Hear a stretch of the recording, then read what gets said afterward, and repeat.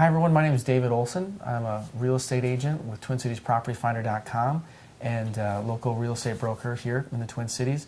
And today we're doing and continuing our video series on contract for deeds. This is part 4, and we're specifically going to talk about, in the worst case scenario, canceling a contract for deed, either the consequences from a buyer and a seller perspective.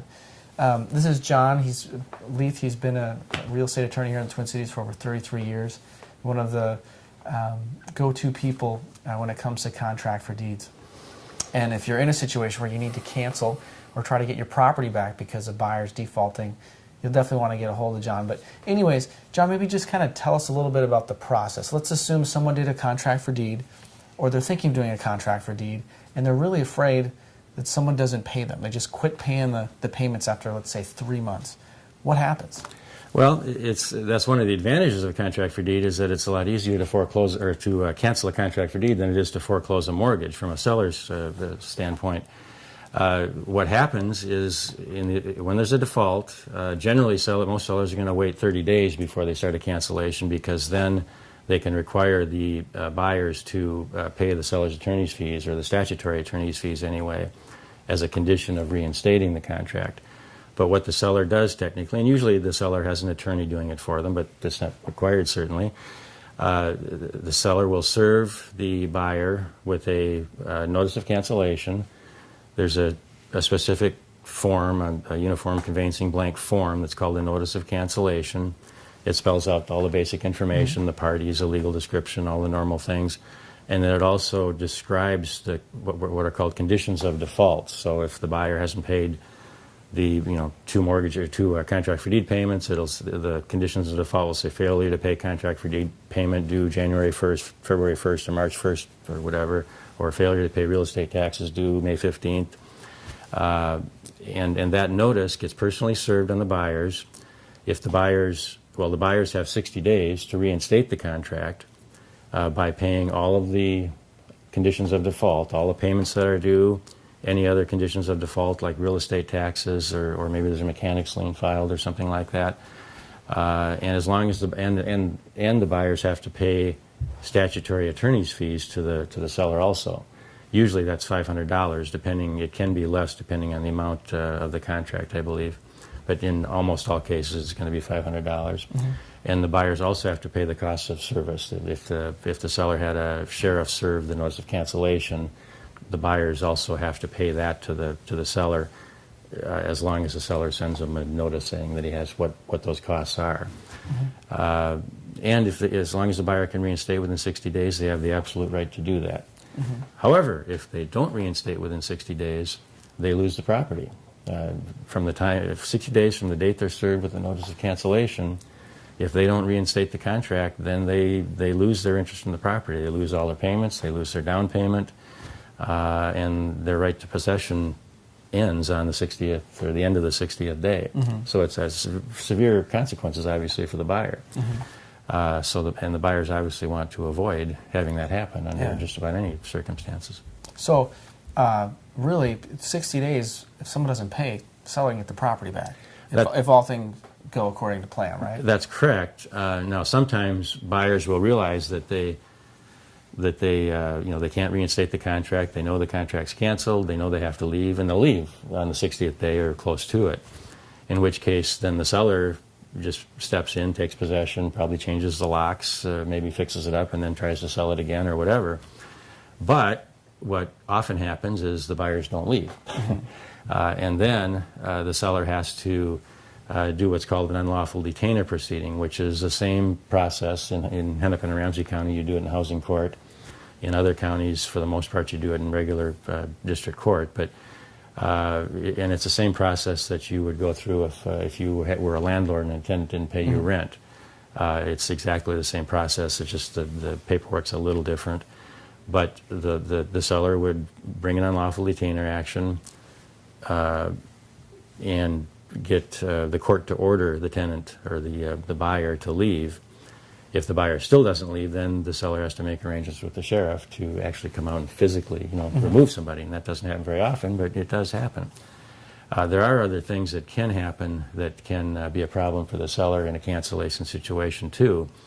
For example, if the buyer files bankruptcy, the seller, well, if the buyer files bankruptcy before he's served with the notice of cancellation, the seller can't serve him with the notice of cancellation without getting permission from the bankruptcy court.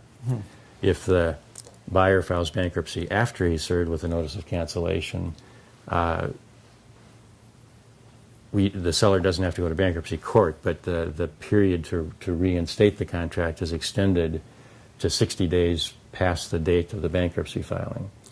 So as a buyer, if you're going to file bankruptcy and you've been canceled, wait till the 59th day to do it, because that way you've got 59 days and then another 60 days. So that's advice for buyers if you're in that situation. So, I mean, essentially, I'm still thinking from a seller's perspective. I mean, in a worst-case scenario, 60 days to get the property back, probably another 60 days if they're an unlawful detainer, and they won't leave. So really, if someone's doing a contract for deed and selling, they should have at least 4 months' payments saved, and whatever the legal fees would be, right? Sure, although if it's a situation where you have to cancel a contract and it's reinstated, you'll get most of your legal fees or all your legal fees sometimes paid by the buyer if the buyer reinstates. And then, of course, you're getting your payments back also. Generally, yeah, you just want to be aware of the consequences in the event that the buyer stops making payments. Those are, obviously, if you have to do an unlawful detainer, that's one bad thing that can happen. A bankruptcy is another bad thing that can happen. And then the seller should also know if the property is torrent's property and they have to cancel a contract for deed and it does go through and they get the property back, they still have to do what's called a proceeding subsequent in district court to have the contract removed from the certificate of title. And that's probably a $1,500 deal or $1,500 to $2,000 deal to do. It's the same thing that happens after a mortgage foreclosure. The attorney for the lender in that case will have to do a proceeding subsequent to remove that mortgage from the certificate of title. Okay. So some people watching this, they put themselves in a bad situation by doing a contract for deed with bad terms, and now they need help to kind of fix it and remedy it. But the reality is, if you're thinking of selling on a contract for deed, call us sooner. We can help you set this up. You know, as a realtor, I can help you market and qualify buyers and make sure that the terms are right. You know, and John can make sure that from a legal perspective, all these other gotcha things that could happen will be either resolved or filtered to make sure that you have the best experience. And I've talked about some of the bad things that can happen to sellers in a contract for deed cancellation situation. Those are not that common. Most of the time, that you serve the notice, the time expires, the people leave, and then you've got the property back and you move on. But the sellers need to be aware of the bad things that can happen also. So the thing on the flip side of that is there's a lot of benefits too with canceling sometimes a contract for deed. Like, for example, if someone put $50,000 down as a down payment and in a year after paying decided to stop, 60 days, seller gets the property back, what happens to that down payment? In that case, the seller retains the down payment. The buyers just lose it. Now, that's obviously bad for the buyers, but it can be good for the sellers because they're actually probably going to come out ahead then because they're going to get the down payment plus all the payments that have been made plus the property back. And as long as it hasn't been trashed too bad, they're going to be fine. Now, that's not the goal. I mean, most sellers don't go into it with the idea of getting the property back and making money that way, but that's kind of their hedge against losing money. Okay, how about on the flip side now with the buyer canceling a contract for deed? They get into a situation, maybe it's a medical problem, a divorce, something where they just can't afford the payments anymore. How does that work? Well, it's as if it can be a very difficult situation. If buyers buy a property in a contract for deed, they can't make the payments. Or pay the balloon, right? Or pay the balloon, sure. They've had it 2 years and or 3 years or whatever, and now the balloon payment's coming due, and they can't make it for whatever reason. Their financial situation hasn't improved. They don't qualify for a mortgage. Maybe the property's not, they couldn't sell the property for enough to pay off the contract, or that just depends on a lot of things. Sometimes there's nothing to do but let the contract be canceled and move on, just like in a mortgage situation where the mortgage is being foreclosed and the buyer's circumstances are such that there's nothing they can do. But if buyers find themselves in that situation, well, first thing they should do is probably talk to their sellers, because Try to renegotiate. sure, renegotiate something. And in the case of my clients, at least my old traditional contract for deed purchasers, contract for deed investors, I don't think any of them have ever canceled anybody for failure to pay a balloon payment. They'll continue to accept the payments. I have some that have been doing it for 20-some years. Yeah. Because the goal is not to take people's houses for most normal sellers. The goal is to make your whatever your investment goal is. Yeah.